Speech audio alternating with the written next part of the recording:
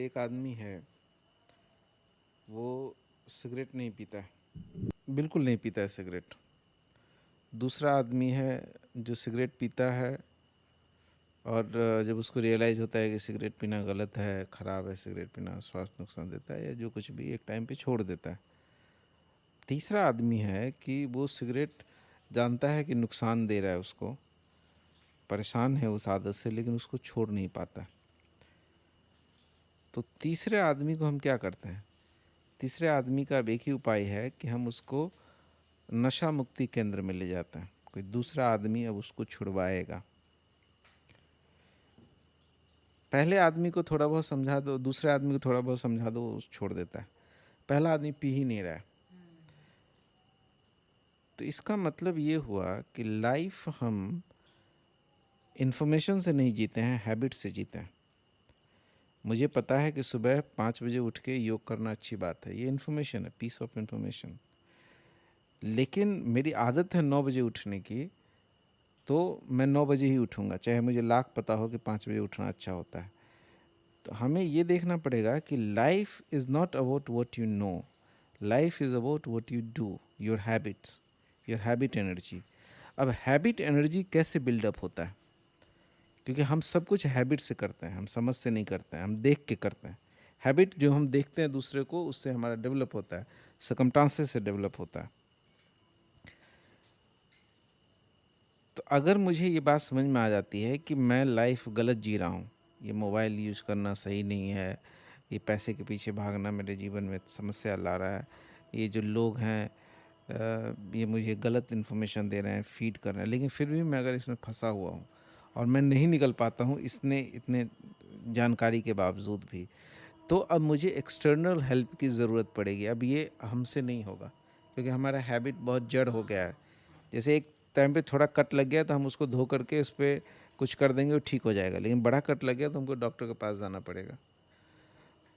तो वो डॉक्टर के पास एक जो चीज़ें हमसे नहीं, पहली बात तो ये रियलाइजेशन होना चाहिए कि मुझसे ये नहीं हो रहा, आई नीड एक्सटर्नल हेल्प।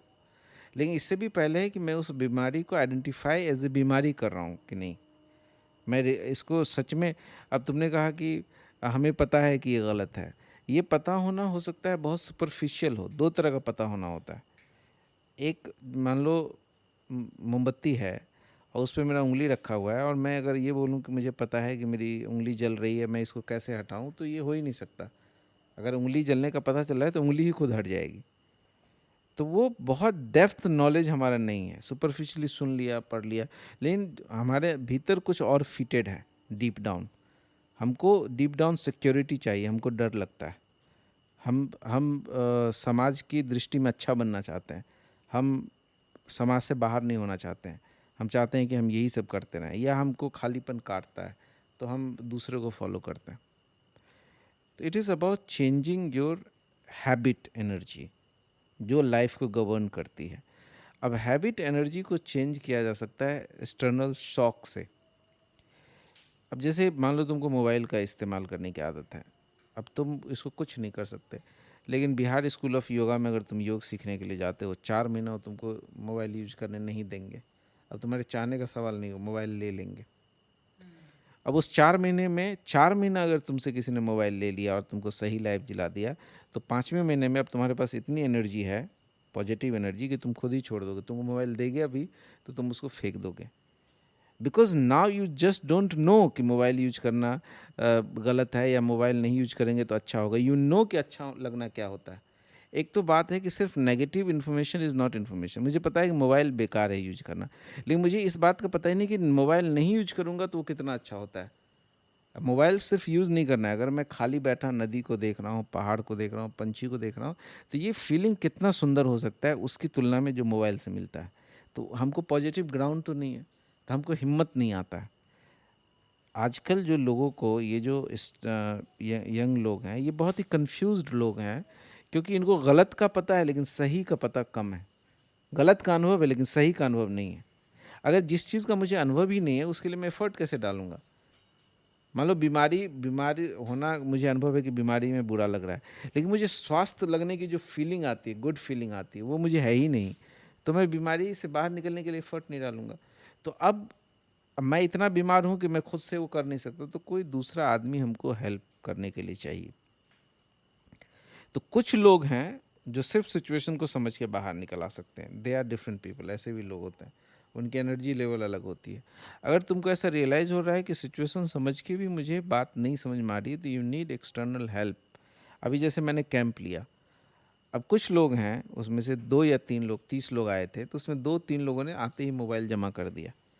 बाकी के 27 लोगों से हमको ज़बरदस्ती फ़ोन लेना पड़ा। लेकिन लेने के बाद 3 दिन बाद वो कह रहे थे कि हमको अब फ़ोन छूने का मन नहीं कर रहा। तो अब इसमें 2 चीज़ें काम किया। एक तो हमने ज़बरदस्ती उनका फ़ोन ले लिया, दूसरा अब सब फ़ोन यूज़ नहीं कर रहे हैं। तो यू हैव टू, अगर you want to change yourself, you have to change the people you are living with. किस तरह के लोगों के साथ रह रहे हो। अब मैं जो बातें अभी बोला 10 मिनट पहले, मैं एक बार तुमने सुना, लेकिन अब जो बातें तुम्हारे भीतर बैठी हो तो सब कह रहे हो, तुम 10 बार सुन रहे हो, तो मेरी बात का असर कितनी देर रहेगा? 5 मिनट। उनकी बात का ज़्यादा रहेगा। तो तुमको अगर सच में बदलाव लाना है तो स्टेप बाय स्टेप पहले तो तुमको सराउंडिंग बदलना पड़ेगा, फिर तुमको ऐसे किसी के पास जाना पड़ेगा जो तुम्हारी इच्छा से अब तुम्हारा इलाज करे, ज़बरदस्ती तुमसे चीज़ें ले ले और तुम इसके लिए राज़ी हो। अब जो लोग शिविर में आए थे वो राज़ी थे, पैसा दिया था, उनको पता भी था, उस पर लिखा, जबकि मैंने लिख दिया था कि मोबाइल अलाउ नहीं है, फिर भी वो जमा नहीं कर रहे थे। एक ने अंत में फिर भी चोरी से मोबाइल रख लिया बहाने से कि मेरा बेटा बीमार है। तो हम इलाज भी चाहते हैं, हम बीमारी से दूर भी होना चाहते हैं, इलाज से भी डरते हैं, तो हमको ज़बरदस्ती करना पड़ेगा। तो हमारी स्थिति ऐसी हो गई है कि हमको कोई एक्सटर्नल हेल्प चाहिए। तो इससे बाहर अगर निकलना है तो शुरू में तो तुमको बहुत ज़्यादा एफर्ट डालना पड़ेगा, तुमको कहीं जाना पड़ेगा, किसी के पास कुछ ऐसा करना पड़ेगा कि एक बार तुमको इससे कुछ दिन के लिए ज़बरदस्ती टेस्ट दिया जाए। और दूसरा क्या होता है कि कुछ चीज़ें हमको जीवन के बारे में नहीं बताई जाती है। जैसे अभी इसने कहा कि पैसा होता है तो हमको पावर फील होता है कि हमारे पास कुछ है खाने के लिए। पैसा होता है, हमको खाना मिल जाता है, लेकिन पैसे से जो खाना मिलता है वो क्या खाना सच में हमारे हेल्थ के लिए अच्छा है? हमको लाइफ को हम ऑब्जर्व नहीं करते, हमको पूरा नॉलेज भी नहीं लेते कि पैसा, मान लीजिए आप बाज़ार से जो सब्ज़ी लेके आ रहे हैं, मेरे गांव में जो सब्ज़ी उगाने वाले लोग हैं वो बोले हम 2 तरह की सब्ज़ी उगाते हैं। एक जो मार्केट में बेचते हैं उसमें दवाई डालते हैं, उसको जल्दी बड़ा करते हैं, उसमें कीटनाशक डालते हैं। एक जो अपने लिए उगाते हैं उसमें हम कुछ भी नहीं डालते हैं। अभी ये रह रहे हैं बगल में, इन्होंने सब्ज़ी की खेती कर ली है। तो ये जो सब्ज़ी उगा रहे हैं ये अपने लिए उगा रहे हैं, तो ये शुद्ध उगाएंगे, ये अच्छा उगाएंगे। तो हमको अपने बॉडी की, हमको अगर ये समझ में आ जाए कि हमारी बॉडी बनी है 5 चीज़ों से, पानी से, जल से, एयर से, सनलाइट से, पृथ्वी से। ये 5 चीज़ें शरीर जिस चीज़ से बनी है, ये 5 चीज़ें शरीर को बहुत ज़्यादा चाहिए, इन अबंडेंस, क्योंकि जिस चीज़ से बनी है उसको मिलता रहना चाहिए। तो क्या मैं एक ऐसे घर में रह रहा हूँ जिसमें सनलाइट अच्छी आती है, क्योंकि सनलाइट इज़ रिक्वायरमेंट, बॉडी की रिक्वायरमेंट है कि मुझको अच्छी सनलाइट मिले, लाइटेड हो हमारा घर। फिर हमको ये समझ में आनी चाहिए कि श्वास मैं 24 घंटे ले रहा हूँ, आई एम टेकिंग इट, तो वो एयर साफ़ होना ही चाहिए। बिकॉज इट इज़ नॉट कि खाना तो हमने एक बार खाया, लेकिन श्वास, नींद में भी हम श्वास ले रहे हैं, एक ऐसी चीज़ है। तो एयर क्लीन होना शरीर की ज़रूरत है। हमको बोला जाता है तुमको जीने के लिए कार की ज़रूरत है, हमको नहीं बोला जाता है एयर की ज़रूरत है उससे पहले, क्योंकि 24 घंटा तुमको कार में बैठ के तुम 2 घंटा 4 घंटा कहीं जाओगे, श्वास में बैठ के तुम बचपन से लेके मरते दम तक श्वास के सहारे जीते हो। वो असली गाड़ी है जिस पे हम शरीर को चलाते हैं। तो एयर हमारा क्लीन होना चाहिए। फिर पृथ्वी तत्व हमारा क्लीन होना चाहिए, पृथ्वी से जो चीज़ें हम अपने शरीर में डालते हैं वो क्लीन होना चाहिए। जो दूध हम ले रहे हैं वो दूध गाय घास खा करके दे रही हो, ना कि दवाई और आर्टिफिशियल चीज़ें खा के दे रही हो, खड़े खड़े नहीं दे रही हो, चल फिर के दे रही हो।